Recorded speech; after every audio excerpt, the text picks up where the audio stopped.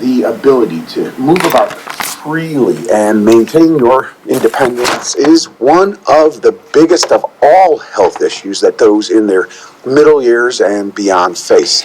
Yet you really don't hear enough about this. And, well, if it's a little hard now to get off the couch or to go up the stairs or to bend down and pick things up and so forth, well, those are really bright red flags that things are only going to get worse unless you start addressing it now. And Dr. Splichal is about to reveal truly vital and widely unknown keys to protect and improve your mobility, starting with one of the most essential yet overlooked parts of the body, your feet.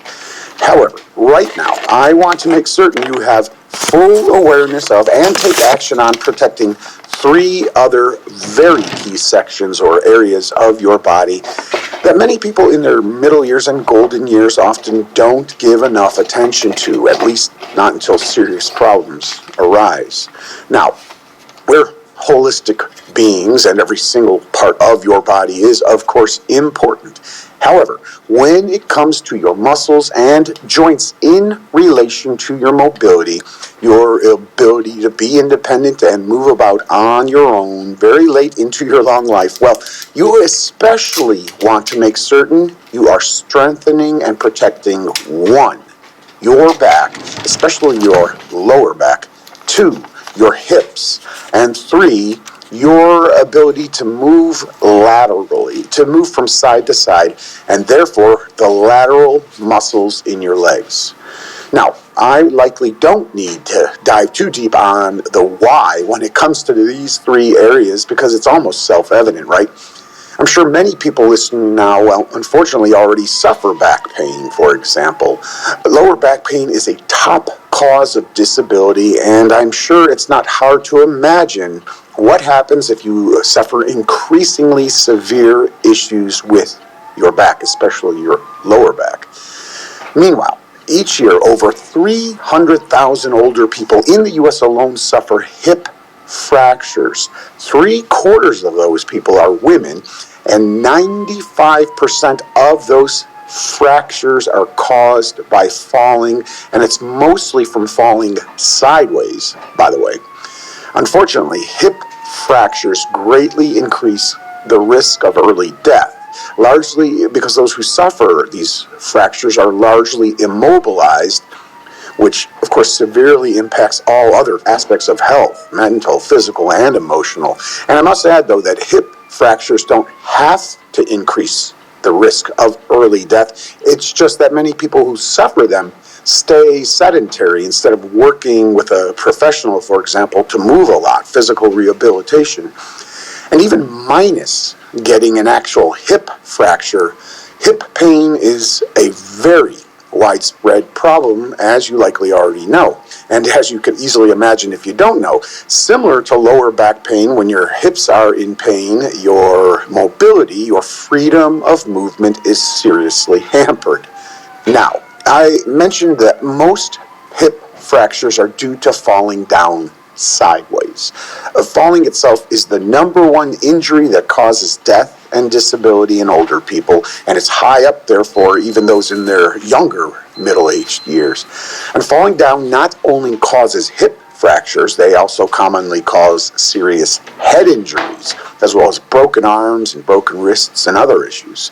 So I must first note that doing strength, balance, and stretching exercises for all the major joint and muscle areas in your body is what is most highly recommended. Now, that said, these are three areas you especially want to focus on routinely: your lower back and the abdominal muscles, which are in front of your lower back. Number two, your hips. And again, number three, the side movements, the lateral muscles in your legs that are so key to protecting you from falling. Along with all that Dr. Splichal is about to reveal in my interview coming up in moments with her, well, these three regions of your body are what most protect you from losing your freedom of moving around on your own. And I must stress, to make sure, you do all three types of exercises that I mentioned for those regions: strength exercises, balance exercises, and stretching. Now, you can certainly find great exercises of all three types for those three key regions of your body by searching online. It's also very helpful, of course, to work with a trainer if you're able to do that. And please listen. When you order the complete recordings and transcripts of this Live Long and Thrive Summit, you get 18 truly worth your while bonuses. And one of those bonuses, bonus number 18, that I encourage you to take a look at on the page below, is a collection of 10 of the most important health guides that I have personally ever created. Now, one of those 10 guides, it's called How Not to Lose Your Mobility as You Age. The 17 keys to maintaining your freedom of movement. And please do take a close look at this in-depth report as soon as possible, because it includes a visual guide to top exercises that you can do for these areas I mentioned, along with many other essentials on this really important topic of maintaining your freedom of movement. And all right, well, because smiles and laughter are also some of the greatest exercises of all for your healthy heart and brain, how about I share a few, actually, wonderfully bad dad jokes that make my little kids giggle. And let's start with a movement-related one, because we're on the topic, and because we have the world-renowned movement specialist, Dr. Emily Splichal, coming up here in just a moment. So, what do you call a number that just can't keep still? A Roman numeral. And what kind of exercises do couch potatoes love to do? Diddly squats. All right, one more. Why did the hamburger go to the gym? To get better buns. Okay, while she might not get you better buns, I've got my interview with the world-renowned podiatrist and human movement specialist, Dr. Emily Splichal, coming up, and her unique and important insights certainly can improve the length and quality of your life. So, I'm going to take a very brief break here, everybody, and I will be right back with Dr. Emily Splichal.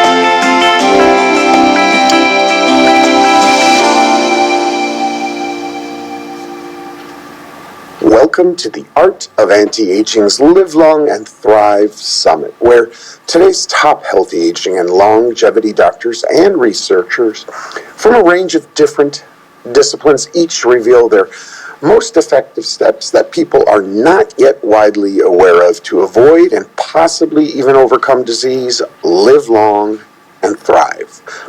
This is Brian Baisley, and because your feet and your overall mobility are more key to you living long and living well than you may even realize, I am so excited to welcome Dr. Emily Splichal to Live Long and Thrive. Now, Dr. Splichal is one of today's leading functional podiatrists and human movement specialists, and she's the founder of the evidence-based fitness Academy Global and the creator of the popular Barefoot Training Specialist certification. With over 25 years now in the fitness industry, Dr. Splichal has dedicated her medical career to studying postural alignment and human movement as it relates to barefoot science, foot-to-core integration, and sensory integration. And you're about to get a strong sense of why that all matters tremendously to your health and longevity. And everyone, please write this down. Dr. Splichal is also the author of an incredible book called Barefoot Strong: Unlock the Secrets to Movement Longevity. Now, if you do want to live long and thrive, well, and of course you do, that's why you're here, this little book is a true must-read on movement longevity, an essential topic that really far too few people are even aware of. And listen, if you like your books direct, to the point, practical, filled with crystal clear guidance that unlocks those secrets to healthy mobility now and well into your future, you will really appreciate this book. It's called Barefoot Strong, so write that one down and please do check that one out later. And with all that noted, well, hello, Dr. Splichal, and welcome to Live Long and Thrive.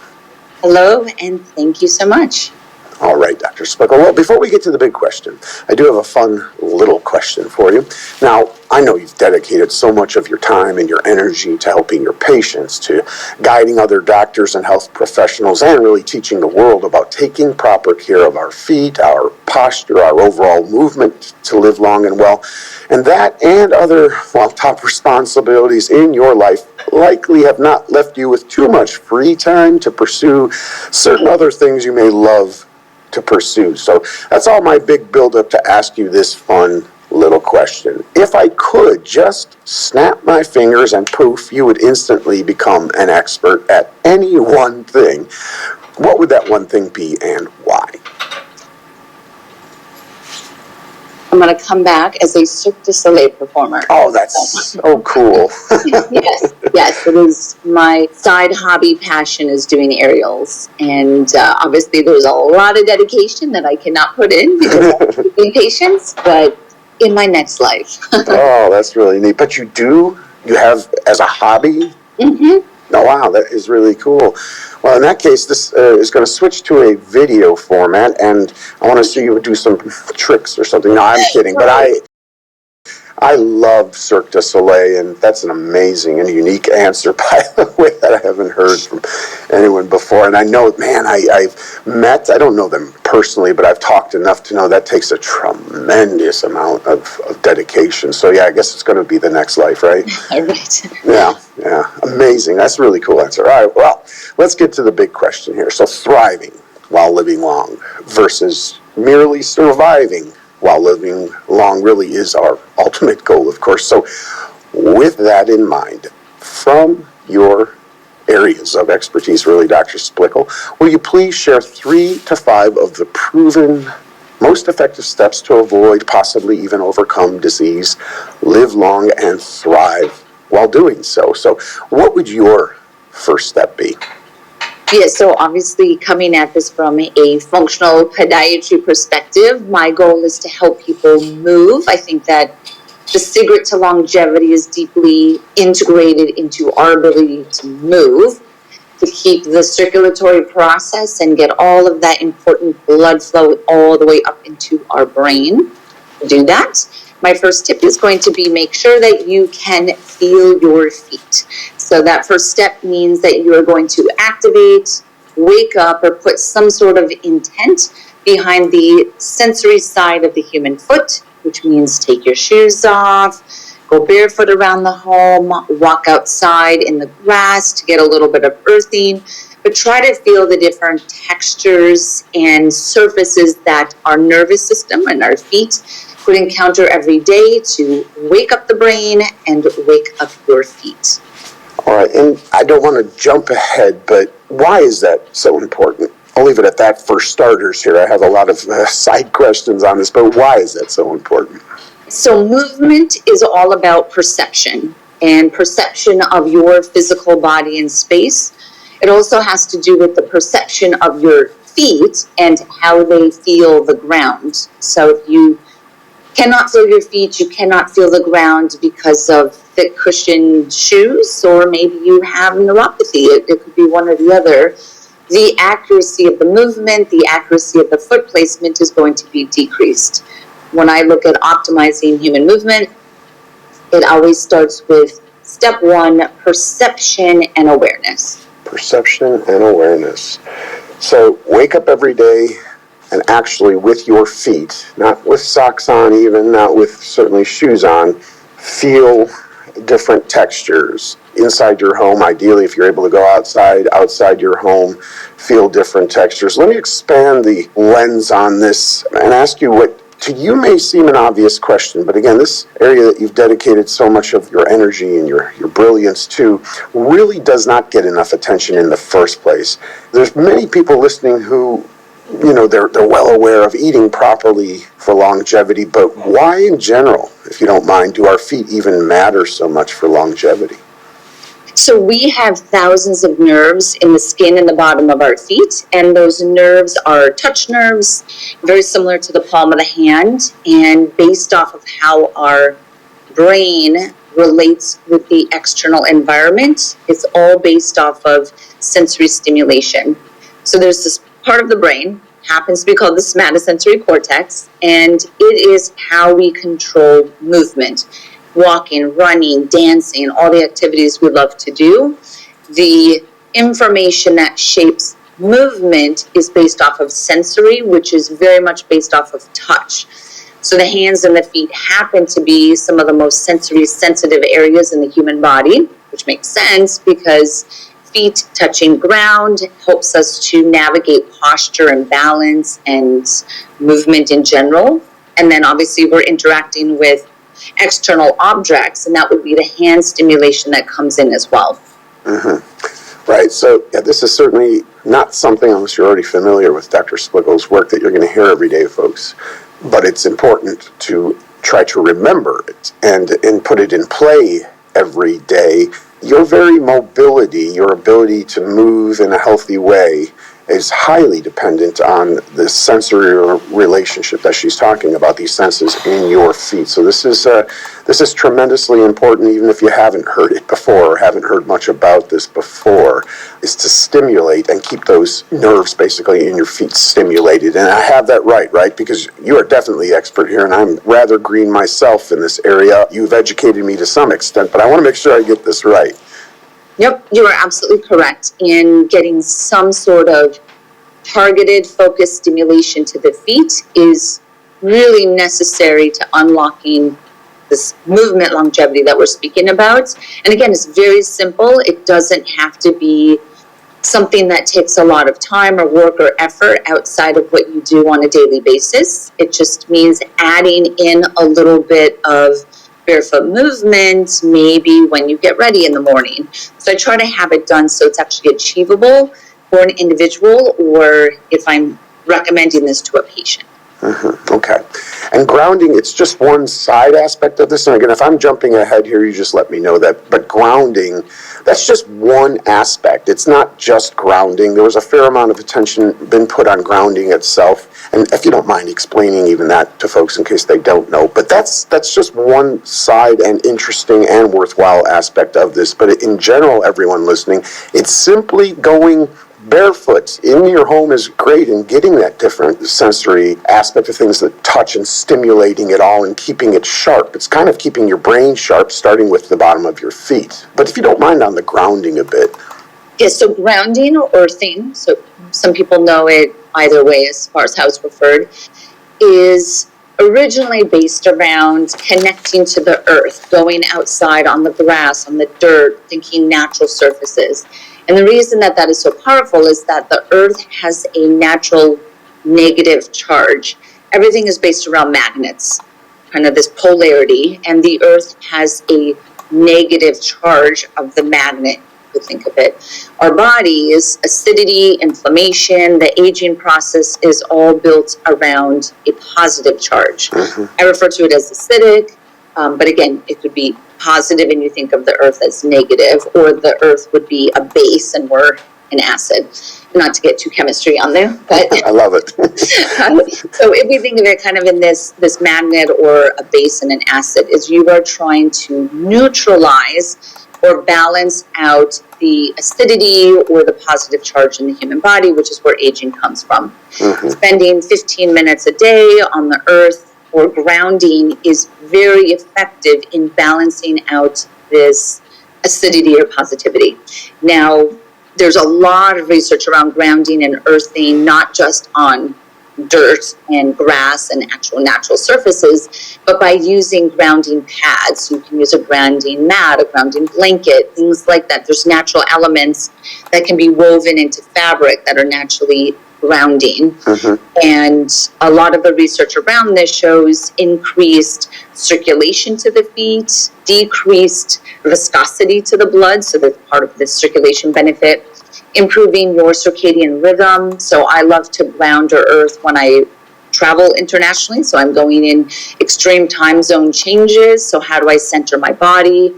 I do that through earthing and grounding in the local time zone that I am in. Really good for, again, reducing inflammation. So there's a lot of research in the space that is making it more and more accepted within the longevity community. Okay. Well, that's not only very helpful, but quite fascinating as well. Again, stuff is, most people realize we're not hearing every day. We ought to at least be quite familiar with it. So everyone listening, it's sensory stimulation of the feet in general is fantastic. Great way to start the day, to paraphrase Dr. Splichal here. And one aspect of that is great to try to get in every day if you are able is grounding or earthing for fascinating reasons that Dr. Splichal just noted. And even if you can't get outside, you could search online for the various types of earthing mats, etc., that she mentioned that may be a worthwhile investment. So that's wonderful. Already off to a fantastic start here. What would another important step be to essentially live long and live well? Another great step that I focus on for movement longevity particularly is based around foot strength. So, of course, muscle strength is important to posture, to balance, to how we move and do functional activities. The strength that I'm focusing on here is going to be your foot strength. And strong feet are feet that are connected to your body's center of gravity, which is your core. Mm-hmm. So this is a lot of the foot to core integration and sequencing that if people start to look at my work, they'll see I reference a lot. That I try to get everyone to build strong feet that are theoretically connected to your core. Okay, great insight. It makes sense when we step back, everyone, and we think about this. It's just like movement is so key to our health, our happiness. So there's the thriving aspect of longevity, and feet are clearly and obviously core to our ability to move. But if I may, how more specifically can we keep our feet strong? So there are very easy ways to strengthen your foot muscles. One of my favorites is called forward lean. I'll describe how to do forward leans. So you would stand up nice and tall with your feet shoulder width apart. Arms are by your side, and then you are going to imagine that you are stiff as a board. You're standing nice and tall, stiff as a board, and then staying stiff as a board, you're going to slightly lean your body forward. So imagine, not as extreme, but kind of how a ski jumper would lean forward, like Michael Jackson would lean forward. So would lean forward, and then by shifting your center of mass ever so slightly forward, what will happen is you will feel your toes activate, and they're going to anchor into the ground. And then you'll go back into a vertical position, relax the body, do it again, lean forward, your toes reflexively will push into the ground, and then I have people essentially sway forward and back 5 to 8 times.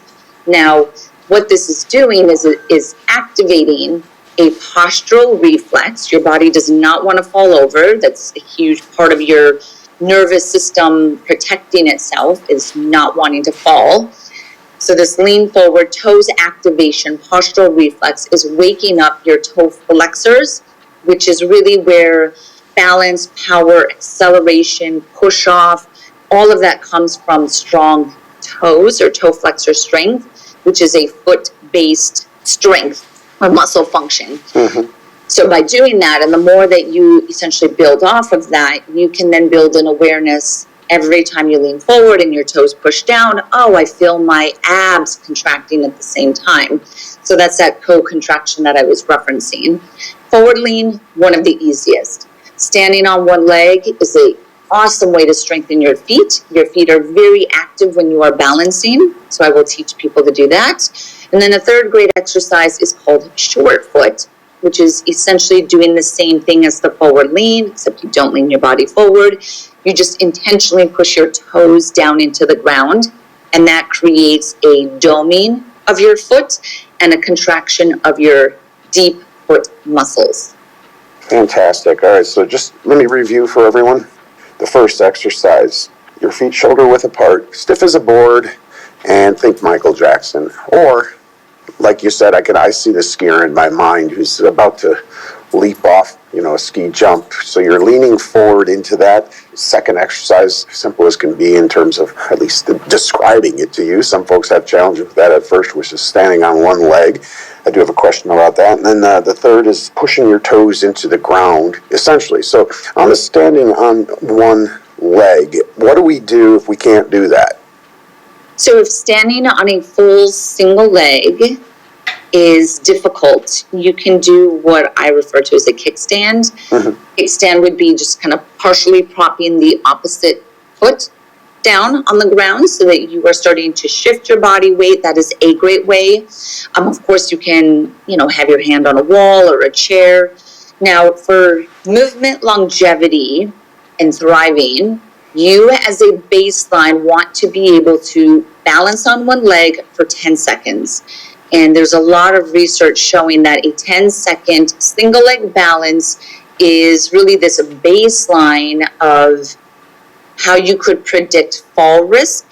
And then also the inability to stand on one leg for 10 seconds is correlated to increased morbidity and mortality. So it is something that I try to emphasize with my patients, is this goal of working up towards a full single leg stance, 10 seconds on each leg.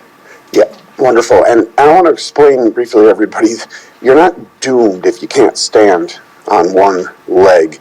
Maybe Dr. Spickle, you could describe the basics of why that's connected to longevity. Our balance involves, obviously, our foot strength, which is what Dr. Spickle is describing here, as well as our eye, our brain, and you can improve it. So this is super important if you cannot stand on one leg yet to work on doing so via the tips that she just gave here. But maybe a little expansion on why that's connected to longevity, if you don't mind. So the correlation between balance and longevity is based around movement and walking, right? Going upstairs, walking across the room, walking a dog requires this ability to stand on one leg. A great analogy of how our gait changes and the impact it has on longevity is imagine trying to ride a bicycle really slow. So the slower that you move on the bicycle, it's actually harder to balance, and the fall on the bike is increased the slower you go, right? This is kind of physics and momentum. So part of walking, balance, longevity, you're really talking about fall risk and fall reduction. We don't want to fall. There are many risks associated with falls, especially with age. So the ability to walk at a certain speed requires you to have single leg stability. As we lose our balance, we essentially respond to that by slowing down how fast we walk. And I'm not trying to be the bearer of bad news here. You are absolutely correct that you can strengthen this. These are things that you want to start now. Everyone in their 20s to every age, it doesn't matter, should be incorporating as part of their healthy lifestyle or their daily routine just a little bit of single leg stimulation. And that could be just a minute of balance exercises every day, which cumulatively will have this effect on your overall balance and awareness. Yeah, I love it. And this is why Dr. Spickle's work is so important, everyone, because as you can hear now, you're strengthening your foot strength, you're also strengthening the relationship between the senses in your feet and the rest of your body all the way up to your brain. In other words, you're also sharpening your brain. You're preventing a top cause. Actually, for those, I think it's 65 and older, the top accidental cause of death is falls. It's a top cause of disability as well. And just doing this, as she noted, these 3 exercises are wonderful to start with. Like she said, a few minutes a day, collectively on each of them can go a long way. And by the way, I'll throw this in. I know your mood is also going to improve just by doing these things, because I've done it and my mood has improved as well, again, because of that relationship, that interplay between your senses and your brain, and you're working all parts of your body, so to speak, when you incorporate this. So really appreciate these important insights, Dr. Splichal. What would another essential step be to live long and well? So my next tip would be to focus on foot recovery. Again, I'm coming at this from the functional podiatry perspective. So it is focusing on a reset or a release of your foot muscles, foot circulatory system every day, which allows you to reverse the stress and the impact of all the steps and the movement you did during the day. All right. And on that one, you're going to please expand a little bit more so I can understand and everyone else more deeply. Really appreciate that.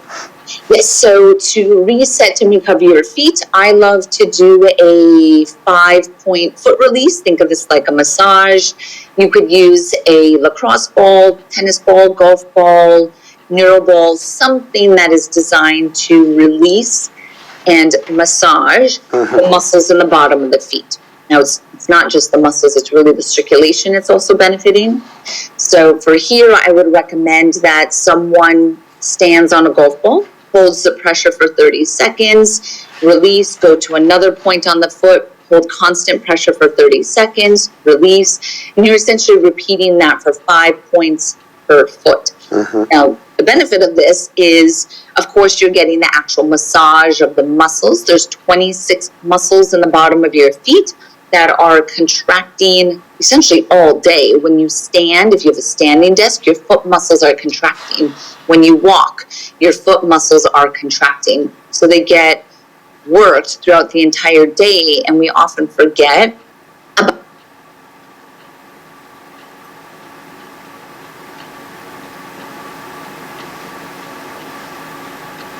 what is a really good way to just give those hardworking muscles a little time out. I like the expression reset when we're thinking about massage here, because, it's interesting when something feels good. On the one hand, that can be a reason unto itself to enjoy something. I mean, there's nothing wrong with that. However, it is your body's way, in my view, from what I understand with massage in other regards, of saying this is good for me. The reset is just a great way to think about it, everybody, is that you've potentially, hopefully not beat up your feet during the course of the day, but if you did, even more so important. But the point is it's realigning simply by doing this enjoyable activity you do recommend a daily basis, right? Absolutely. So every day, I would love if everyone could do this 5 minutes at the end of the day. And one additional benefit or connection that I want the listeners to think of is that all of the muscles in the body are connected, and they're connected through what's called fascia. Fascia is kind of the saran wrap that wraps around all of our muscles, our bones, our tissue, and connects us. The bottom of the foot is actually fascially or connected to the muscles that run up your lower legs, your calf, your hamstrings, up your lower back, up through your neck, all the way to the top of your head.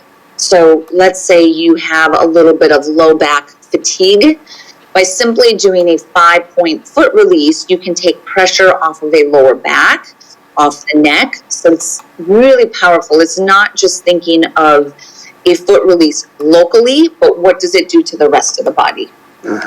So again, I'm not going to delve into reflexology here and your views on that, but the basic concept that you just described is that by massaging, resetting these muscles in our feet, which again, folks, it's enjoyable to do it. It feels good every day. Doing that, you're really doing a sort of reset, not only for the muscles in your feet, but you're helping other muscles throughout your body as well, right? I mean, so it's all connected, and it's a great vision to have of that when you're doing this, everybody, is that it starts in the feet and it just works its way throughout your body. And again, I don't want to overspeak, Dr. Splichal, but I have that right? Yeah, 100%. Everything is connected. There's another fascial line that runs from the bottom of your feet through the outside of your lower legs. So thinking the IT band, if you're familiar with that, that's kind of on the side of your upper thigh. Very important with standing, running, single leg stands. It controls the knee and knee alignment. So that can also be released through the bottom of the foot. So honestly, I like resets, releases, techniques that you get the biggest ROI or return on them. And releasing the bottom of the feet has a very high return because of how many muscles and connective tissue runs through the bottom of the foot. Mm-hmm. And I know there's all kinds of gadgets out there to, that people can invest in to massage the bottom of your feet. But in your experience, you've seen the good old tennis ball, or, if you like more focused, the golf ball, these sorts of things work just great, right? If it's what you have, I do not want the price of a product or the additional step of getting a product to be the barrier to entry into this technique. So you could even stand on the handle of a dumbbell if that's what you have at your disposal. So I just need people to do the technique. Yes. And find something if you want, or you can invest in a product. There are many products that are not that expensive within this space that would allow you to get a more targeted release. Wonderful. And well, because of you, I am doing this routinely. And this is just a weird little aside question related to how so much is connected to starting from the bottom of our feet. When I do this sometimes, I have very noticeable weird little sensations that occur occasionally in other parts of my body, well away from the feet. So that's not just something in my head, right? Absolutely not. So you're demonstrating this interconnection, and that's where I think it would be great for the listeners to appreciate that same thing. And this is why I actually love feet, is because they are so powerful and influential on the rest of the body. And I never look at the human body in any technique as just into the feet. Your feet will ultimately affect other places in the body, and you essentially are demonstrating that you have felt that as well. Yeah. So interesting to think about in various places of the body. It's like electricity, in a positive way shooting. And I'm like, wow, that was really cool. So you'll see, if you don't do this, folks, you'll please definitely take this step, all these steps that Dr. Splichal's describing here. Again, you will feel instant energy in a very soothing way. It's like soothing energy by doing this, by the way, and it's all connected. So it's outstanding. This has been wonderful so far. So what would another powerful step be, basically, to live long and live well, Dr. Splichal? So this one, I am going to go back to the balance just because I really want to emphasize this aspect of it. So my fourth recommendation that I give to everyone as far as movement longevity is optimizing our single leg stability. Spoke about it already, but the way that I encourage people to challenge their single leg stability, once they have perfected this 10-second balance perhaps, and you're ready to progress, is to create natural perturbations. Now, a natural perturbation is really how can I disrupt balance and single leg stability without having to go on a wobble board, like a very difficult wobble board, a BOSU, something really unstable that could be intimidating to someone, or is too large of a disruption that they could actually hurt themselves. So the way that I like to do balance exercises is on the ground, flat surface, hard surface. So I would actually want you on like a kitchen floor versus the living room carpet. So something hard. You're standing on one leg, staying there for 10 seconds. Okay, now we're going to perturb it. A way to perturb would be to keep your head totally straight, and all you're going to do is just slowly move your eyes to the right and to the left. It's a really subtle movement that you're just changing your gaze. That perturbation is referencing a little bit about what we were discussing further or earlier, how all the sensory systems come into how we maintain balance. So you're just going to subtly play with your visual field to perturb or disrupt your single leg stability. That's one. Second one would be keep your eyes focused on one point and very, very subtly just shake your head no, like little tiny rocks no, or very subtly nod your head yes. Small movements, right? So we're just very subtly perturbing the vestibular system to then perturb your balance. Okay. Third one that I would give you is dual tasking.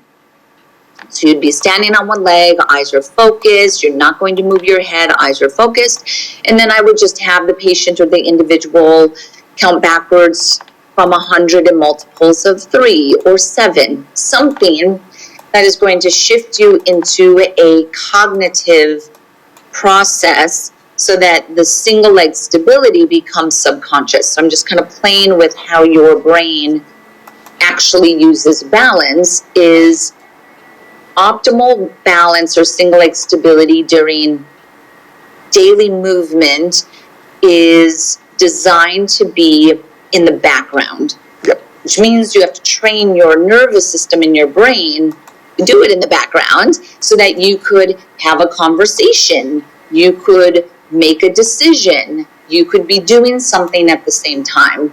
So that's the way that I would elevate the single leg stability or the balance for movement longevity. Wonderful. Again, everyone listening, you don't want to be, quote, unquote, frail, right? You don't want to lose your ability to move freely. So much of your independence is dependent on that. And that's what this is all about. This is why this is so underserved, first of all, and vital, and why I'm so honored and happy that we were able to get you here, Dr. Splichal, because you want to train, in other words, your brain, your body, and it really does, as you're hearing, start with feet, move its way up into your body from there. You want to train your body to not be wobbly when you're walking up the stairs, not be wobbly when you're trying to get off the couch, or creaky. You don't want to walk and potentially fall, because falls, as we already described, are a top cause of serious health issues and, frankly, death. This is so vital for that, to train your body, starting with your feet, and of course training your brain, as we've been describing here in the process of anticipating and being able to respond to various things that could happen very late into your life, 70, 80, 90, beyond that. Wonderful, wonderful insight. My question on this is, can we work our way up beyond that? So first, we've done 10 seconds, and we've mastered balancing on each leg by itself for 10 seconds. We move on to these wonderful steps. Eyes left, eyes right, without moving the rest is one of them. Shaking your head slightly no is another one. Multitasking, basically, or dual tasking, counting backward by threes, etc. So our brain's engaged in something else in addition to the balance. I love it. It's clear. Can we take it even higher after that? And should we, I guess, and try to get even more challenging and do Cirque du Soleil eventually? Well, Cirque du Soleil is not required, but, but yes, you can make it more challenging. The next way, and these do not require purchasing any products. The next way that I would actually make it a little bit more challenging is, I would say, put your shoes on. Now we're going to be doing this with our shoes on versus the first one I told you to hopefully be barefoot on a hard surface. We are now going to go in our shoes. Can you create that same sense of stability when you are in your shoes? Hopefully, yes, because part of the transfer to functional movement is that you have to be in the footwear that you would need the balance or the stability. The reason why I do it barefoot, even though ultimately you need to be in shoes, is because I'm trying to access the nervous system as fully as possible. When I work with high-level athletes, I do the exact same thing, and I refer to it as barefoot before shod. Shod means with shoes on. So I am waking up the nervous system, activating the brain, optimizing the neurosensory approach to balance. Then, once all of that is awake, I put you into your shoes because now everything is turned on. So your balance theoretically should be better now when you're in your shoes. But that's how I would progress that, would be to go into shoes. If you've mastered that and you want another level, then I would start to incorporate movement, and I would be doing dynamic balance, which it could be stepping up and stepping down, just a small step. And that's now taking balance into a dynamic form. Could be the same thing. Every time you step up and down on the step, do something cognitive, do something dual tasking at the same time as doing that, as just an example. Great. Well, again, because of you, I've been doing this sort of thing a while. So I balance on one leg, and I've gotten to the point where I could swing my other leg back and forth. And that's pretty good, right? Yes, so that is then taking an element of momentum or kind of a pendulum-based movement on the other side. So yes. Okay, I just wanted some credit there. That's Credit given. for doing what I've been told. I'm kidding, but in all truth, this is wonderful insight that we just don't hear enough, folks. And if you want to thrive while living long, this, as you can understand now, is so vital. So you've given some great, clear, practical, very helpful insights here. Do you have another step to live long and live well, essentially? So I have one more step or recommendation, and that is based around calming, controlling, and connecting to your autonomic nervous system, which may seem like a recommendation that a podiatrist would not give. However, the nerves of our feet, so our ability to feel our feet, or neuropathies, or numbness that we might start to feel in our feet, neuritises, our entire nervous system, which is connected, is very much under the influence of the autonomic nervous system, which will be your fight or flight response. So here's the example, is if we get thrown into a fight or flight response, we get stressed out, we get anxious. So there's this elevation in our state, our emotional state. That will have an effect on your entire system, not just, oh, I might feel tightness in my chest. It will actually flare up symptoms or the nerves all the way down to the bottom of the feet. It can affect your circulatory system, meaning your micro circulatory system, all the way down to your feet. So I will see symptoms in patients, meaning foot symptoms in patients, being triggered by a elevation in their emotional state. Wow. So is this effective both ways? And what I'm asking, I think you understand, is if I address those emotional states in other capacities, have you seen improvement in the foot symptoms? And then the reverse, by addressing foot symptoms, including some of the steps you've so kindly described here, does that help the emotional state? Yes, so they can absolutely go both ways. And this is particularly in those that may have chronic neurological conditions or a chronic condition.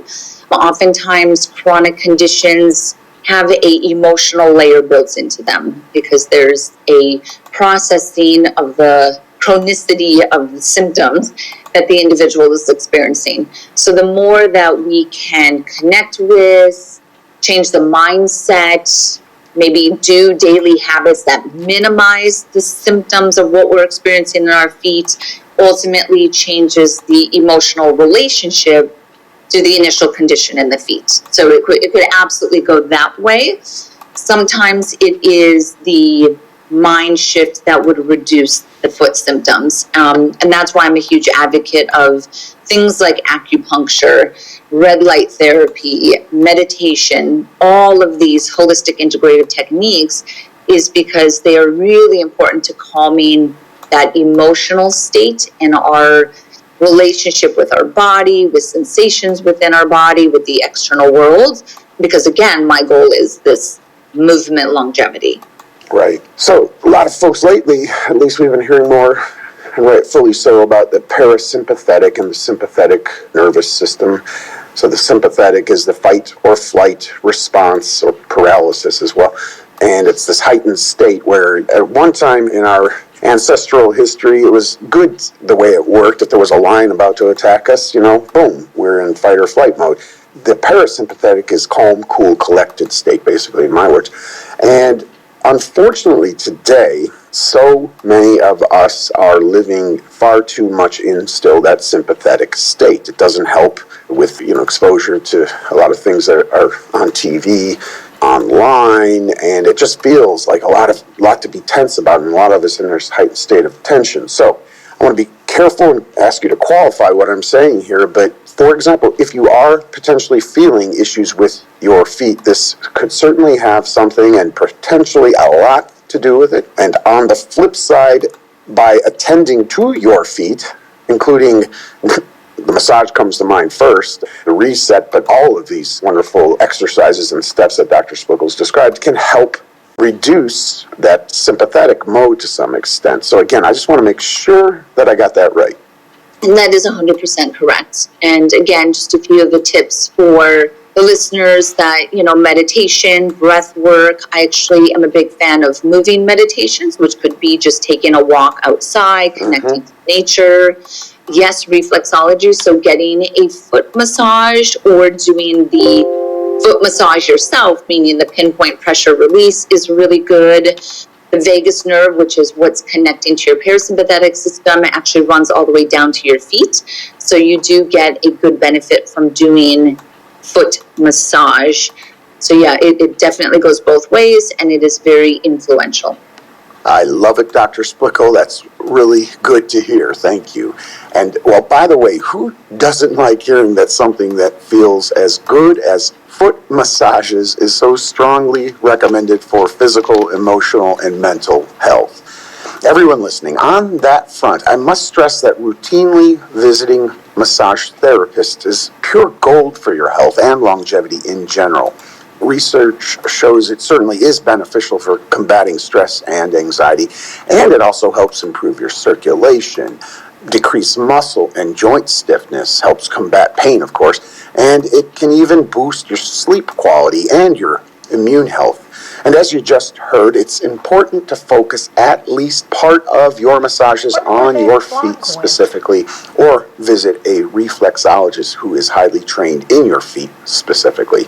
Meanwhile, Dr. Splickle also noted breath work, everyone, which I personally practice daily and has been remarkably helpful for eliminating stress. Now, research also shows breath work is exceptional for healthy blood pressure and for helping you spend more time in the very healthy deep sleep stage of sleeping. Now, as for red light therapy that she mentioned, well, that's another I personally use, and it is simply amazing for reducing stress and anxiety, for boosting what I'll call a calm and sustained energy, and it's also wonderful for improving your skin's appearance. Now, for those who don't know, red light therapy utilizes the natural low wavelength of light, the red light on the spectrum, to achieve these benefits.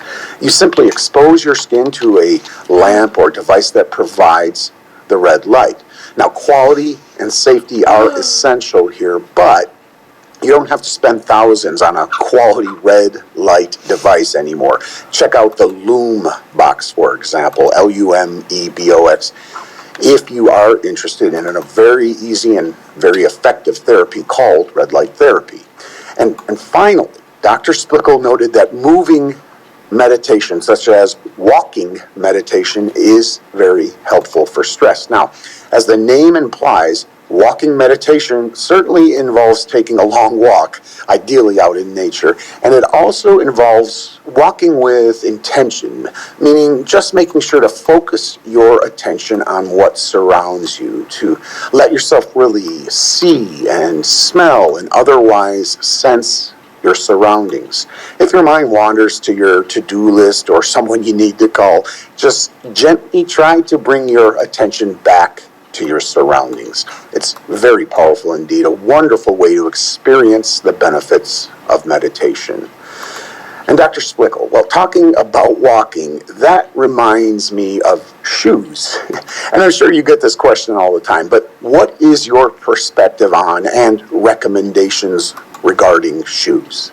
So when it comes to footwear, my goal as a functional podiatrist is to get everyone as close to natural as possible. Now, natural shoes would be more minimal shoes or quote unquote barefoot shoes that have very little cushion to no cushion, zero drop, meaning they're totally flat, maybe a slight heel toe drop, so a slight heel in them. Wider toe box, you can twist them and turn them and fold them and wring them out like a rag. So it's as natural as possible. That is my goal. However, when I give footwear recommendations, I'm always doing it based off of looking at the individual's foot type, meaning do you have a really flat foot? Do you have a very ligament lax foot? Do you have a really high arch, rigid, stiff foot? I have to factor that in my recommendations. 2 would be injury history. So do you have on and off plantar fasciitis for 5 years? That's very different. I have to recommend footwear based off of understanding that injury history. Or do you have no injuries ever in your foot? Very different. 3rd would be the activity or the demands that you are going to put on your foot once you have the footwear on. So meaning, are you going to run outside on the sidewalk, just as an extreme? Or are you wearing them in the gym when you lift weights or do kettlebells with your trainer, just as an example? So ideally, if I can get everyone as close to as minimal as possible, that is my goal. It could be for certain activities that I get you into a more minimal shoe, and then the majority of your day-to-day activity and stress, you are maybe in a little bit different shoe, but that's my goal. So do I recommend shoes that have cushion? Yes. For certain foot types, certain presentations, certain activities? Yes.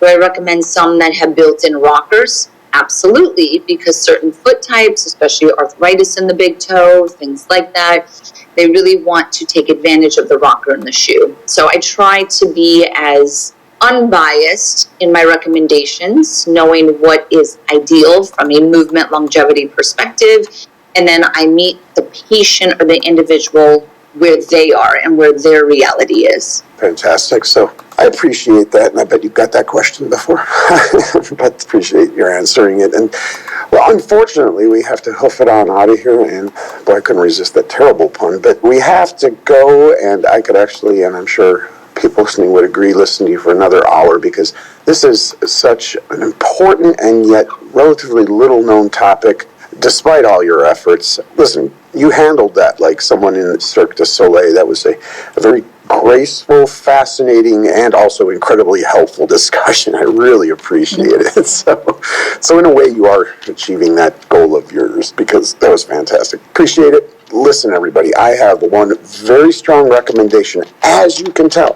from that interview, this is vital insight, vital information. You don't hear it often enough. You don't hear it at all in some cases. You're going to want to go deeper. You're going to want to go deeper. Definitely check out Dr. Emily Splicall's wonderful, concise book, Barefoot Strong, Unlock the Secrets to Movement Longevity. Again, if you like your books direct to the point, practical, filled with some fascinating and crystal clear guidance, much like that conversation we just had, you're going to adore this book on a topic you don't hear enough about, and it's truly vital to live long and thrive. While your toes to easily wiggle inside and not feel constrained is also very important. If your shoes feel tight around your toes at all, do avoid them. Number 3, and here's one a lot of people don't know, always shop for your shoes in the afternoon, because your feet can swell 10 to 15% in the course of a day. And shoes that feel right in the morning may not fit comfortably at all later in the day. Now, you heard Dr. Splichal recommend wearing minimal shoes whenever possible, especially if you're doing any type of activity. And just in case you don't know what that means, you can search minimal shoes online. They're quickly growing in popularity, actually, and they're simply shoes that tend to be made of minimal amount of materials and that closely approximate you being barefoot. Many of the shoes feel like you are almost going barefoot, though they do have some support. All right, and here's one final important tip when buying shoes. be sure to get your feet measured at least once a year because, well, you may think you know what your shoe size is, but especially as we get older, it can change quite a bit and quite quickly. They often get longer and wider as we get older. And all right, let me ask you this. What kind of shoes do ninjas love? Sneakers. And what kind of shoes do frogs love? Open-toed. And what is often made of canvas and sounds like a sneeze? A shoe. Sorry about that. Okay. I'm going to give myself the boot here, but only for a few moments to grab a sip of water. And then I'll be right back with our big interview with the legendary MD, known worldwide for preventing and reversing disease with nutrition, and that's my good friend, Dr. Joel Fuhrman. He's going to reveal a rather surprising food to conclude your meals with, along with his own other little-known and proven most effective steps of all to live long and thrive. So give me a few moments, and I'll be right back.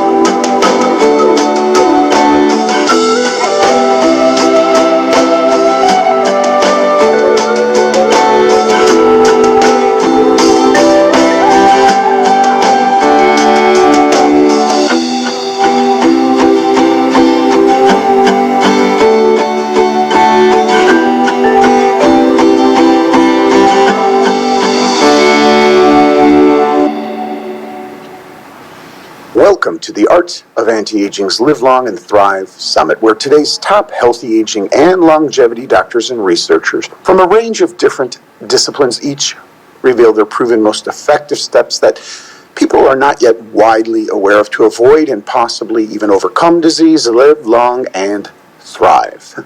This is Brian Baisley, and I am honored to welcome my good friend, Dr. Joel Fuhrman, to Live Long and Thrive. Now, it seems that everyone is rather familiar with Dr. Fuhrman, and rightfully so, considering the incredible impact that he has had on our collective diets and health. But just in case you aren't familiar, he is an MD who is board certified as a family physician. He is a 7-time New York Times bestselling author and a nutritional researcher who specializes in preventing and reversing disease through nutritional and natural methods. Now, through his medical practice, through his wonderful Eat to Live retreat, and through his many fantastic books and television specials, Dr. Fuhrman shares his life-saving nutritional protocols with people around the world. His work and discoveries are published in medical journals. He is involved with multiple nutritional studies with major research institutions across the U.S., and he also serves as the president of the Nutritional Research Foundation. And this is always amazing to me. Dr. Fuhrman's 5 PBS specials have raised more than $70 million for PBS. Now, his most recent book is Eat for Life, and truly, this is a masterwork, a masterpiece in my view, that provides you the science-based nutrition program that prevents and can reverse many health problems in a pretty short period of time. If you are wondering a best book of the many wonderful books by Dr. Fuhrman to start with, I do recommend Eat for Life. And with all that noted, my friend, welcome to Live Long and Thrive. Thank you. I'm so looking forward to this discussion today. Yes, me too. These are always incredible discussions with you. So, Dr. Fuhrman, you know, even when we put really helpful principles in place like those that you're about to share here today, and we do live long and thrive, our time, our energy are still the two, in my view, most precious resources that we have. And because of other higher priorities in our lives, we may not get to master everything in this life that we'd like to master. In my view, that's actually a wonderful gift because there is so much in this world we could do and could master, and we have all those choices. So with all that noted, and before we get to the big question, let me just ask you this. If you could instantly, snap fingers, become an expert at one thing, what would that one thing be, and perhaps why? You know, I've never spent the time to dedicate myself to it.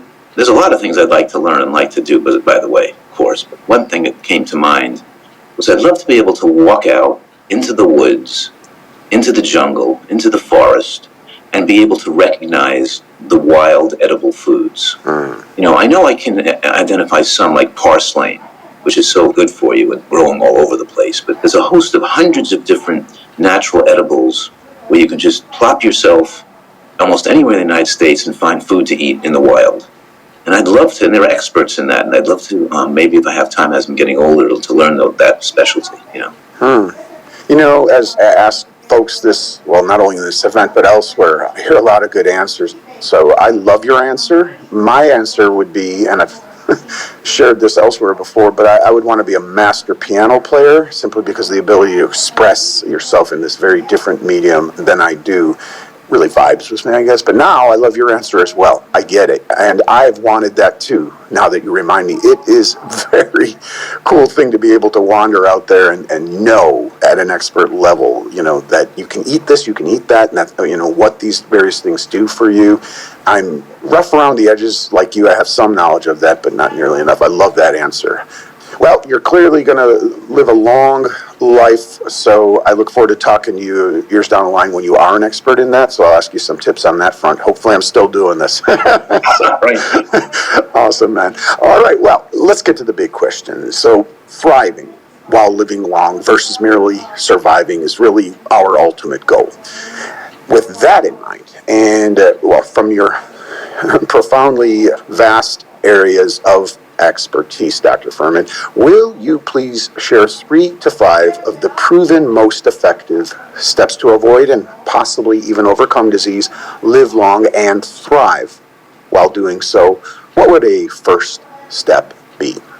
You know, as you asked me that question, I'm thinking of that we're all, you know, we want to live to be a full, long life. I'm saying the average natural lifespan for humans should be between 97 and 107 years old. And to thrive, how important is the brain? I mean, if you don't have great brain function, if you don't maintain who you are, your memory and your thoughts and your intelligence, your creativity, and what's the point of living that longer? So I'm living and thriving to protect my brain. So when I do reach that age of 85, 90, 95, I have my full brain faculty intact. You know, even if I do lose something in my body, at least my brain's going to be fully there. So that's why these things we're talking about are really to make the right decisions now, where you can protect your brain to be there fully for you as you age healthfully and gracefully into your later years. Okay, the first thing is avoid the caloric rush. Write that down, caloric rush. Because some calories that we eat pass into the bloodstream very rapidly and spike calories in the blood. So how many calories can the blood hold? And how many calories can you fit in there? Some people understand that term glycemic load. It means when you eat a food that turns into sugar in the blood, like a white flour, like a bagel or a pizza, or honey or maple syrup, or white rice or white potato, or they eat these foods that generally are white. They always say the white of the bread, the sooner you're dead. You know, Wow. They eat these foods that are white, and of course, white flour is a sugar equivalent. It rushes into the bloodstream at the same rate as if you just ate straight sugar. In nature, you can't get calories into the blood so quickly. It takes time if you're eating a natural wheat berry or a piece of fruit with the sugar that's intracellular bound to the matrix and fibers, or you're eating beans or nuts or greens. Any carbohydrate eases into the bloodstream over hours, not over minutes, you know. But this rush of calories in the bloodstream has an effect on brain function. It actually affects neurosteroids and hormones in the brain almost immediately. And so I'm saying the combination of the caloric rush, not only from the glucose entering the bloodstream through processed and high glycemic carbohydrates, but also from oil. Most Americans get all their fat from either animal fats and oils, and both animal fats and oils have a high caloric rush. They enter the bloodstream very rapidly. When you can carry 400 calories in the blood within 5 minutes after a meal, wow, that brain gets a hit. Yeah. And if you ate the fats, like on a nutritarian diet that I recommend, we get our fats from nuts and seeds and avocado, not from animal fats and oils. So when those fats enter the bloodstream, the fats are bound to fibers and sterols and stanols. So those fats enter the bloodstream over 3 to 4 hours, a couple of calories a minute, not 100 calories a minute. So I'm saying right now that the spike of calories in the blood affects your brain. It ages the brain. It stimulates not just the dopamine centers that are like the opiate centers of the brain, but other centers of the brain that control apostat. And it makes you almost like addicted to this overly stimulation of the brain. The brain gets overly stimulated. Over time, you become dopamine insensitive. You feel empty and unsatisfied. Over time, if you don't mimic or repeat this high caloric rush anymore, and food now is no longer for sustenance, you become dependent on excess calories from exposing yourself as if you were smoking or snorting or taking any kind of drug, opiates. It's almost like an opiate to the brain because it hits the same centers. This caloric rush hits the same centers and it makes us dependent. So after a meal, you want to have a dessert. A cup of frozen cherries is not adequate for you. A peach or a fig is not adequate as a dessert. A banana is not adequate. It's not calorically, it's not going to give you a caloric rush. You got to fry the banana. You got to put some cheesecake or heavy cream or coconut oil in there. You got to put some extra sweetener or sugar or honey in there. You can't just eat a plain piece of fruit. That's not going to satisfy you. It's not going to give you enough of a caloric rush. You're too addicted to your chronicity of over-consuming high caloric density foods. We have to recognize that it's not just the caloric density and the amount of calories you eat. The amount of calories you desire are now going to be accelerated in an upward direction because you're chronically become addicted or tolerant to foods that have this high caloric rush. And it reminds me of one of my favorite movies is called August Rush. Have you ever seen that movie, Brian? No. Well, you gotta watch that movie, August Rush. It's a fantastic movie. It's unrelated to the caloric rush. It's just I love the aside. There's a movie recommendation for everyone, bonus. I love it. Well, so avoid caloric rush. And you gave a very clear explanation of why. It largely explains the obesity and many other related epidemics, is this very low in terms of nutrient density foods that have been engineered in many cases to appeal to our most basic senses: salt, sugar, potato chips, are a great example. So, and white flour and oil are probably the most overly consumed calories in America that are responsible for obesity epidemic and a disease epidemic. It's probably white flour and oil because people eat so much white flour and so much oil. Yeah, and just for clarity's sake, super low density, almost no nutrition in those foods. Far more bad things that work against you in many other ways, but you feel not satisfied until you eat gobs and gobs of the white flours and the oils and the foods that are fried in it, etc.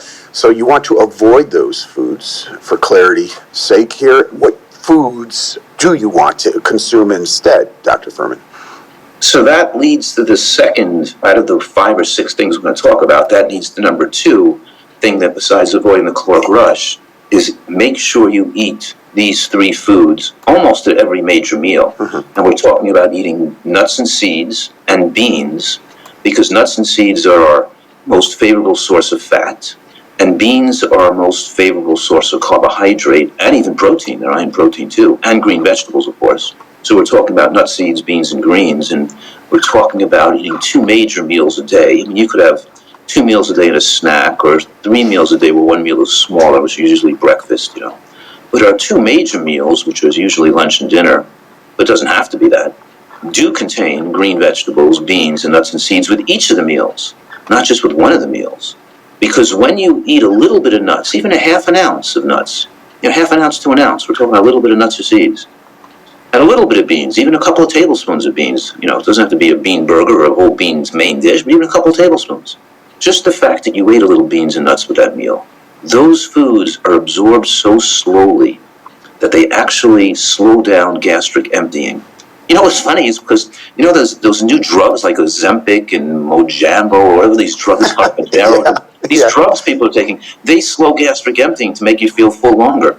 But the natural way to do that is to eat beans and nuts and with your meal. But of course, that's a safe way to do it. The drug way is a cancer-causing way to do it. You know, or it ages you to take a drug to do it, but it actually goes the other way when you do it naturally. But I'm saying when you have a little fat with that meal in the form of nuts that are absorbed slowly, you facilitate the absorption of the anti-cancer and brain-sustaining phytochemicals by 20 to 50 times as much by having these slowly absorbing fats.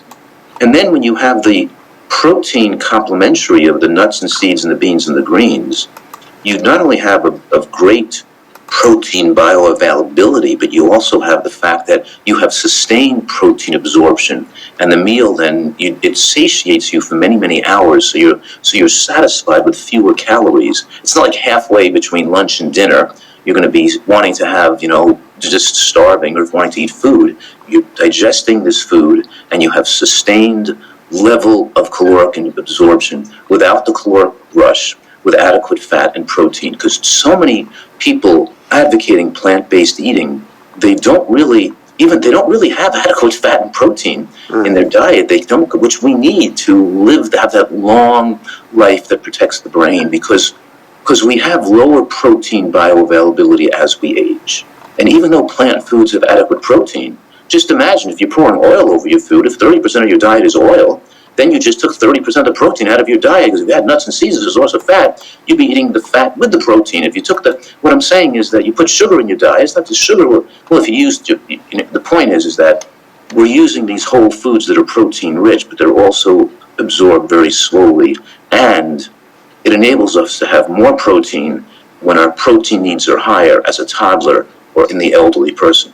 It's funny because I had a study coming out of Europe that showed that vegans had higher hip fracture rates than people on meat-based diets. I added up the protein and the calories eaten in the British study and how much calcium they were consuming.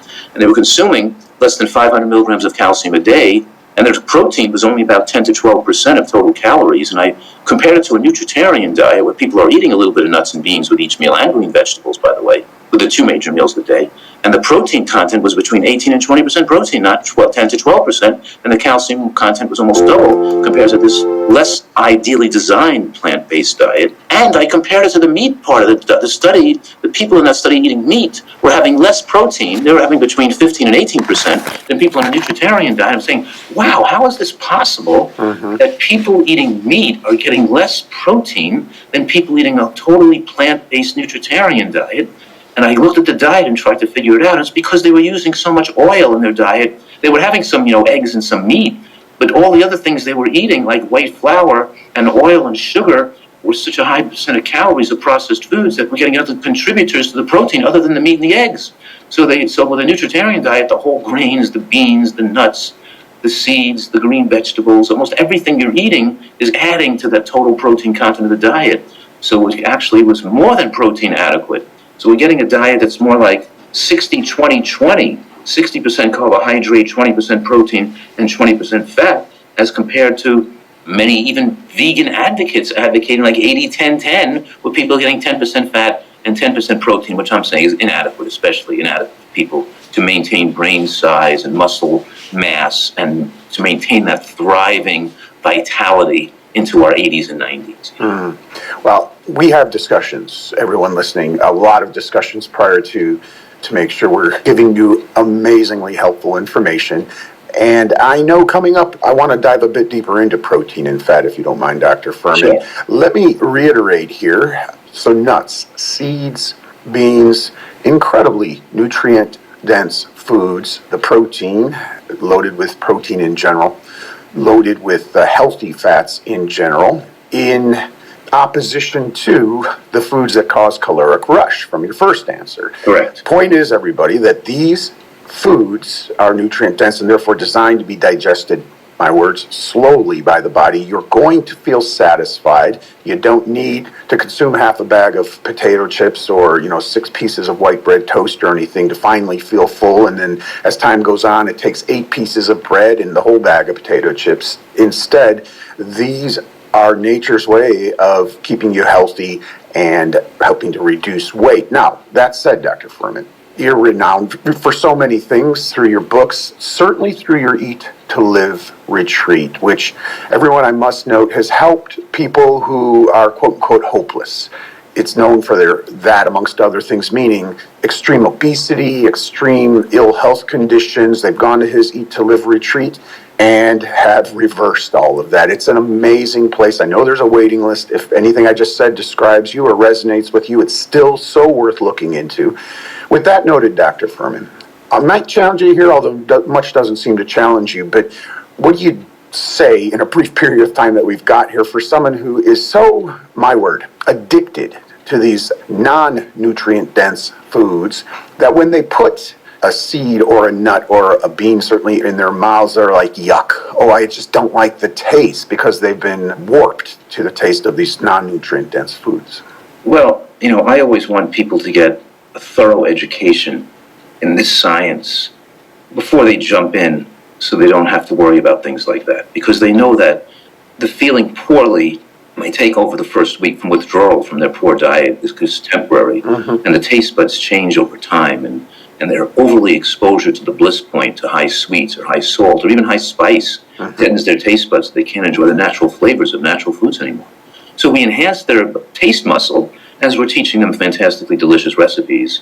And almost everybody over time says they enjoy this way of eating as much as their old diet, except that takes time. It could take, 3 to 6 months, but they're still getting a lot better taste control even after the first few weeks. But of course, it's a temporary thing. When people know it's temporary, they're willing to put up with it. So it's just about giving people the proper and full education before they jump into this. Right. In this case, knowledge is power. There may be a transition if any of that describes you and you have an aversion to the idea of seeds, nuts, beans, green veggies for that matter. First of all, it's A-okay. Second of all, I will also, I have to plug that Dr. Fuhrman's books have some of the tastiest healthy recipes, and I have encountered, and because of what I do, I've read, it might be thousands of books by now, and their recipes. His are some of the best out there for making it tasty. Another reason I highly recommend his work and on his websites. So check out Dr. Fuhrman's recipes, especially if you're like, I don't know about eating these things because they don't taste good. They will. It may take time, and there's ways to make them taste amazing. He's a master of that. So I'm just stating it like it is here. All right, my friend, if you have anything else to share, go for it. Oh, I was just saying, when you were saying about the retreat, I was saying what's really cool is that I'm starting to keep track of the amount of people that are reversing diabetes and high blood pressure. And it's almost the same thing for diabetes and high blood pressure. It was so interesting that about 75% of people with type 2 diabetes get rid of it within 6 weeks. And the same thing with high blood pressure. People on blood pressure medications are off 75% within 6 weeks. But then about 90% get rid of their high blood pressure and diabetes within 6 months. It's funny because I was looking at diabetes only, but then I started looking at the blood pressure findings and thinking, wow, it's almost the same thing for diabetes and high blood pressure. Most everybody's getting rid of their diabetes and high blood pressure, coming back to normal, but some people do it quickly and some people take a little normal. But the point is that when you abstain from all these disease-causing practices, it's amazing how fast the body repairs itself. And that is a very good motivation and reason, if there is any issues with a short transition away from these junk foods to these nature's best foods that include seeds, nuts, and beans. So avoid caloric rush.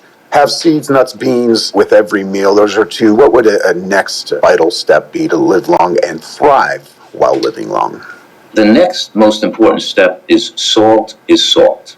In other words, salt is salt means any kind of salt you eat, Himalayan salt, Celtic salt, any kind of crazy salt you think is good for you, it's not. The total sodium level, your lifetime exposure to sodium damages the brain in the microvascular, rigidity. In other words, we get cerebral microbleeds, and we get microvascular hemorrhaging, little pinpoint damage and chronic inflammation from the overexposure to salt that results in the eventual rigidity of blood vessels in the brain, causing cerebral small vessel disease as we age, which then loses our intelligence, our memory, but also predisposes us to having a hemorrhagic stroke as we get older.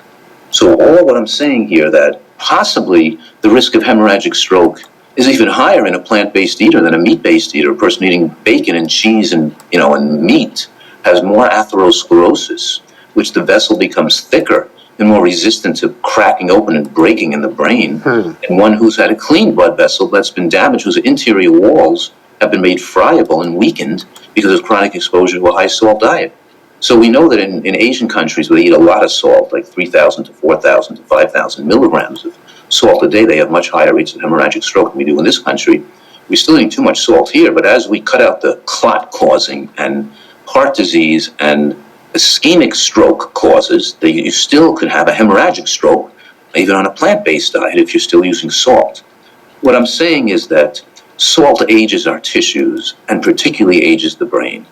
And it starts out when we're very young, because we look at populations that don't salt their food, like the Yanomamo Indians that are like a primitive Amazon tribe who don't salt their food. Yep. Well, their toddler's blood pressure are the same as the teenage blood pressures.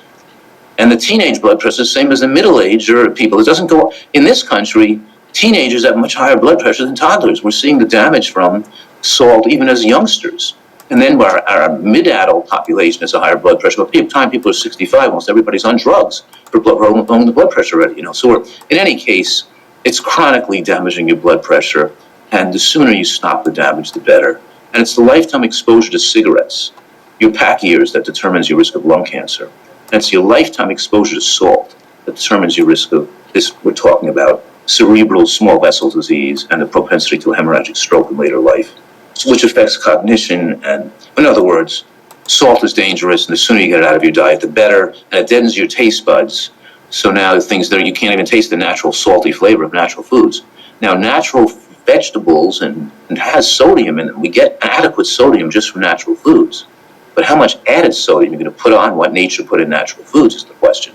And certainly if you had a couple of hundred extra over and above what nature gave you, nature might give you 0.5 milligram per calorie. So you have 1,500 calories a day, you're getting about 600 to 700 milligrams of sodium, which is all you need. But if then you took in an extra 100 or 200 in something you ate, like some mustard or Ezekiel bread or something, then you'll still be way under 1,000.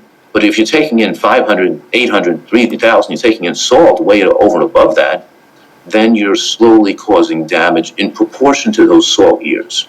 So the years of salt times the amount of grams over that, let's say 1,000 grams, that's maybe acceptable. So if you had 2 grams a day, 2,000, or 3 grams, 4 grams a day, if you had 4 grams, that would be 3 grams over the 1,000 that's acceptable. That'll be 3 times 30 years you did that. That's 90 salt years. You pay a price for that. So people just are under this false belief system that they think they can get away with everything. They think they don't pay a price. You can't escape from the biological laws of cause and effect. And you do pay a price with aging of your tissues in the brain, and when you live in a manner that's not commensurate with the ideal exposure for the human species. Every animal has their ideal nutritional exposure. And our ideal nutritional exposure is not 2,000, 3,000, or 4,000 milligrams of sodium a day. Doesn't matter where the sodium's coming from.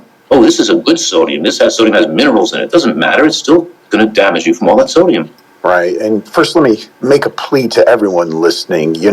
Pretty much everything and anything you hear in this important summit is worth sharing with loved ones.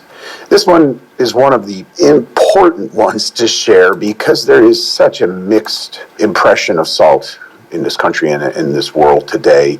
There's ideas that it's actually healthy and good for you. I think that's what you were alluding to, Dr. Fuhrman, when you started talking about any kind of salt. It doesn't matter if it comes from Himalayan mountains or the sea or whatever. Salt, the moon or the rock. Exactly. Salt is salt. Nature, in what we eat, is providing sufficient amount without salting our food. I'm going to throw you the easy softball pitch and ask you a rather obvious question simply because it's got to be asked. So what do we do if we want flavor in our foods and we don't want a bunch of bland food? Well, your taste buds get stronger, and now things have flavor because you stopped all the extra salt. But of course, I personally use a lot of recipes with roasted garlic, different herbs, and I use a lot of dehydrated mushrooms, for flavor and texture. We make sauces out of nuts and seeds. Like for example, I could mix roasted garlic with cashews and hemp seeds with some nutritional yeast and onion powder and make like a garlic nutter a spread. I can throw some tomato sauce, balsamic vinegar in there, make it into a dressing. I can put some basil in there, make a pesto out of it. There's all these incredible ways we can flavor foods. I'm just, giving the tip of the iceberg, but the foods taste better without the salt, not worse, Yeah, and that's very true. You might go through, again, an adjustment period, but you'll notice that, folks, if excessive salt is an issue for you. And as many people listening know, I'm a massive advocate of herbs, tiny little powerhouses of various sorts of nutrition unto themselves. And of course, they taste amazing. And there are certainly an abundance of them beyond the ones we all know worth trying for flavoring your foods. And again, I must, it sounds like I'm gushing because I am. Again, the recipes Dr. Fuhrman has in his books and beyond, exceptional, including for what he just noted, including various herbs and flavoring your food. So, another question. We're going to go back to the 19th century for this one. As I understand it, many people were suffering from a thyroid issue back in the 19th century, I think especially in the Midwest of the United States. So they decided to add iodine to salt. And there's still a belief today amongst some that, well, what am I going to do about iodine if I stop using iodized salt? Because I've heard that many of us are low in it. How would you respond to that, Dr. Fuhrman? Well, you can better control your iodine intake if you're not using salt to, control it. We're trying to minimize salt and using salt as a source of iodine. That's like, wow. Why don't you just put your, B12 into the salt and or why don't you mix your vitamin C into the sugar and you put more sugar on your food to get vitamin C? Uh-huh. The whole thing is rather ridiculous. But in any case, yes, people do need a source of iodine in their diet, and especially if we're not eating seafood and seaweeds. Kelp is high in iodine, but obviously I do recommend people supplement their diet with some conservative use of supplements that are not optimized on a vegan or plant-based diet. That includes B12, DHA, vitamin D, iodine, K2, and zinc as well, because zinc is more readily absorbed from animal products than it is from plants. So I want to optimize brain function in later life. We're not just giving people the food and the supplements to survive into an average lifespan. Now, you don't have to think that hard. But if you want to go to the super extended lifespan and have full mental and physical capacity, then we have to plan ahead and make sure we're doing everything almost optimized if we're going to really control our genetics, you say, and maximize our chances to be the full, creative, intellectual us when we're old. Mm-hmm. Well said. And, it's funny you said that because that's what they try to do, the food industry is, now with vitamin C, and these incredibly high sugar, low nutrient dense foods. Why put the iodine into salt? Why don't you just put it into smoking cigarettes and people smoking their iodine then? Yes. So that's not your fourth step, right? Smoke cigarettes with iodine? Good, okay. No. It's almost like the stupidity of the American College of Cardiology and the American Heart Association, because they say people who have heart disease should cut their sodium down to below 1,500 a day. And wait, what? People who have heart disease? That's like saying people with lung cancer should stop smoking. If they agree that salt is an issue creating heart disease and creating 22, I think it's the 22% of all deaths in the modern world are caused by salt intake, right? Wow. 22% of all deaths. So they're saying, well, instead of telling people with heart disease to cut down on salt, if that was, or people who have lung cancer to cut back on smoking, if they recognize it's a cause of heart disease and contributes to it, then the whole population should have cut it out. Or should have cut it back to that at a young age, not wait till people develop heart disease and then cut it back. The whole thing is utterly insane. It is. If you're about to get hit by a bus, try stepping out of the way versus stay out of the way of buses. I get it. And it is insane. Awesome, my friend. Well, fantastic insights so far. Let me ask, what would another key step be? Believe it or not, the next step is eat dessert after dinner at night. What? Yeah, have dessert. Okay. All right. You know why? Because people overeat at dinner. They make dinner their major meal and they eat till they're full, or they keep eating late at night, because most healing and repair takes place during sleep when you're not digesting food at the same time as you're sleeping, which means you have to finish and digest dinner before you go to sleep at night to get the full magnificent effect of the longevity effects of sleep. So sleep is a longevity activity, and we sleep better and we pursue that ability of the body to have the anti-aging phenomenon occur, and most weight loss occurs during sleep as well too when you're not digesting food. The trick is to eat a lighter dinner where you finish dinner earlier. And we utilize dessert in a way so people can start to have a piece of good tasting dessert that's a reasonable sized piece right before they get full with their dinner, which marks the end of eating for the day. It means close down the restaurant, shut off the kitchen, put everything away, clean your teeth, water pick, floss, brush, whatever you're supposed to do. Occupy your evenings with other pursuits, singing, dancing, entertainment, watching, hiking, whatever you want to do. That's fun for you, playing games, doing things. Don't recreate without food. You have to learn how to recreate without food.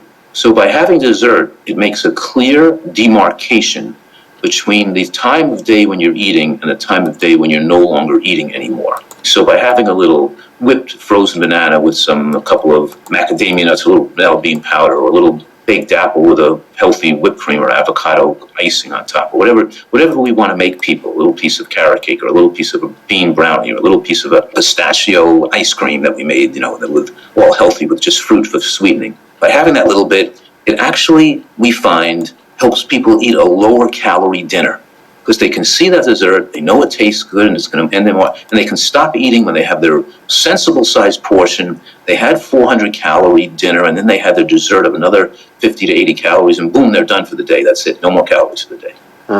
Or 350 calories, whatever they're supposed to be eating, they ate, they had their dessert, and I use it too. I feel that once I have my dessert, I'm not going to eat anything else. I'm going to clean my teeth and that's it.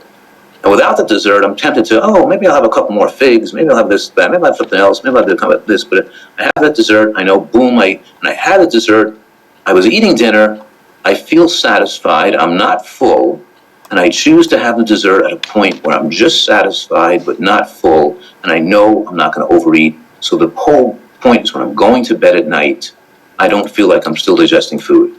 I've had finished digesting, and that's one of the main keys to pushing that envelope of human longevity. All right. Well, then the shock effect is worn off because it makes complete sense.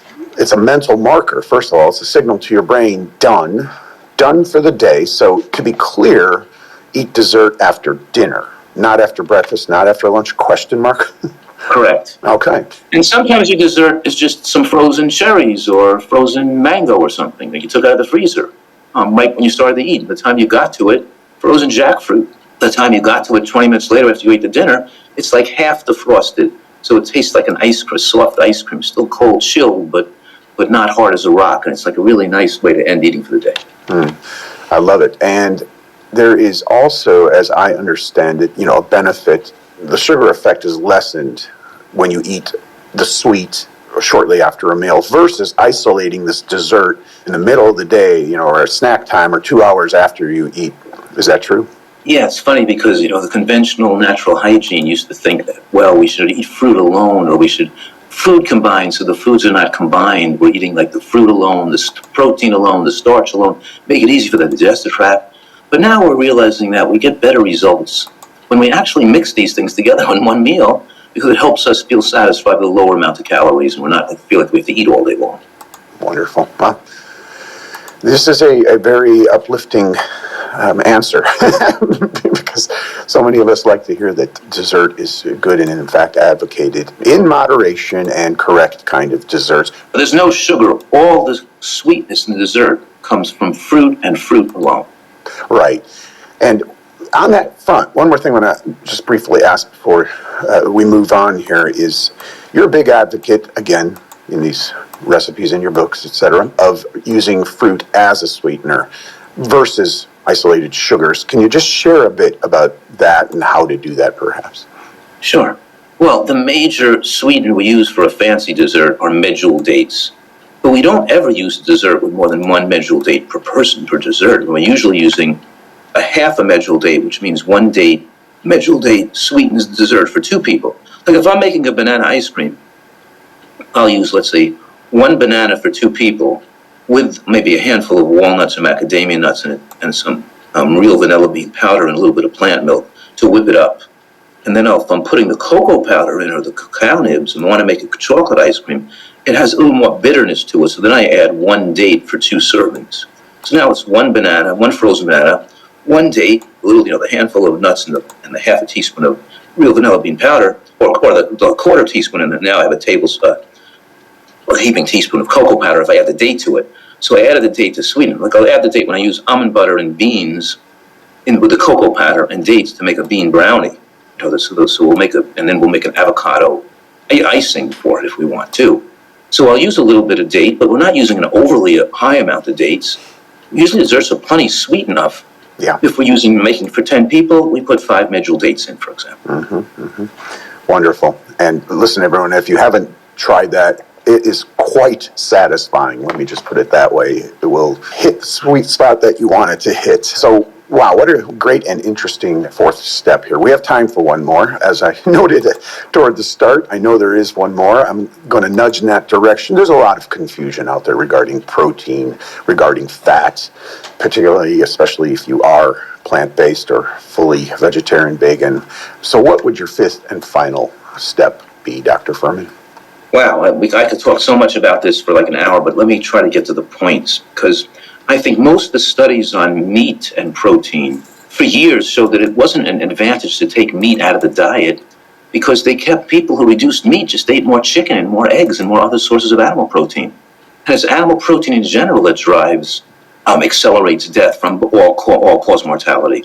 But when people start changing, instead of changing from red meat to white meat, when they start using more plant protein sources in place of the animal protein, that's when all the major studies of the last 5 years have showed dramatic increase in lifespan, when people get more protein from plant foods and less from animal products. And that means the high protein plant foods are green vegetables, beans, nuts and seeds, and whole grains. And green vegetables, of course we said vegetables, as opposed to eating things like oil and sweeteners, and which take away that protein content. So when you eat a nutritarian diet, which is the word I coined for a diet that's designed to be maximally lifespan supporting and protein adequate, which gives you more protein and more nutritional variety and more fat than some of these lower fat, extremely low fat vegan diets, which don't give you the opportunity to absorb as much phytochemicals. And we have more than 25 solid studies that all corroborate each other, that adding more nuts and seeds to the diet doesn't just dramatically decrease risk of heart attack and stroke in later life, but it also decreases cancer and all-cause mortality. That cutting fat down too low is actually unfavorable. So many used to think, well, the advantage of plant-based diet is that it's lower in fat, but really it's the type of fat, not that it's lower in fat, because when we eat more nuts and seeds, we extend lifespan. When we take a plant-based diet too low in fat by cutting out nuts and seeds and avocado, it lowers the absorption of plant-based phytochemicals that prevent cancer, and it lowers the protein quality of the diet as well.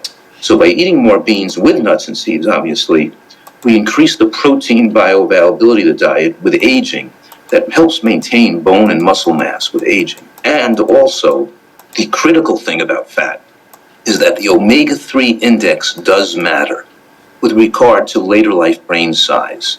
So we're getting the ALA, or alpha-linolenic acid, the short-chain omega-3, from walnuts, flax seeds, chia seeds, and hemp seeds.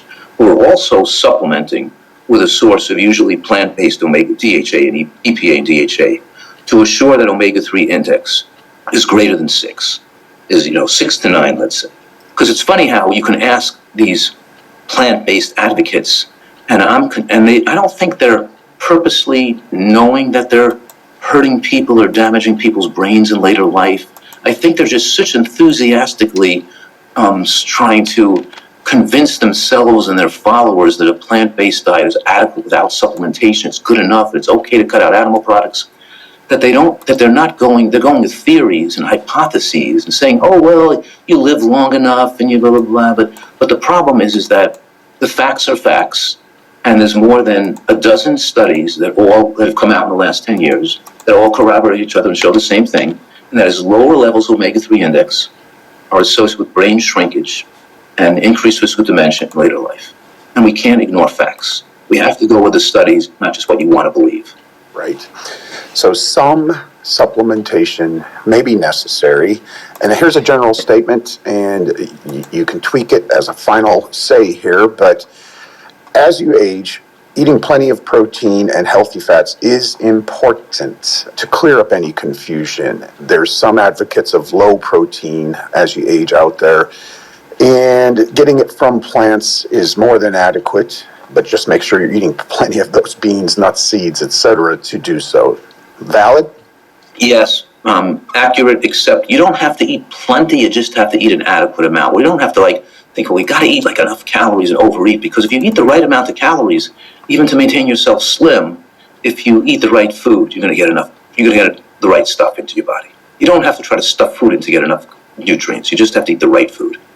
Well said, my friend. And this is where I get a bit teary-eyed as we close down here, because I have been immersed in natural health, longevity, research, at least hundreds of interviews, working closely with all kinds of wonderful human beings, experts out there. And I have to say this, through your amazing books, your TV shows, through your influence on all these other experts, few others, if any others, have made the widespread and positive impact that you have on our health today. Directly and through others sharing your teachings, you've helped at least millions of people live longer and better lives, i.e. thriving. And I guarantee you that your work will reach far into the future and help so many more. And on a very personal note, I've said this before, it bears repeating, no one has personally had an impact on my own nutrition and health more than you. So listen, everyone, because, well, first, you're certainly going to want to revisit all that Dr. Fuhrman just shared, and because you don't want to miss any of the most powerful steps to live long and well that you're hearing throughout this entire event, please do consider ordering the recordings and transcripts of Live Long and Thrive today while the early bird savings are still in effect. And then one more very strong recommendation.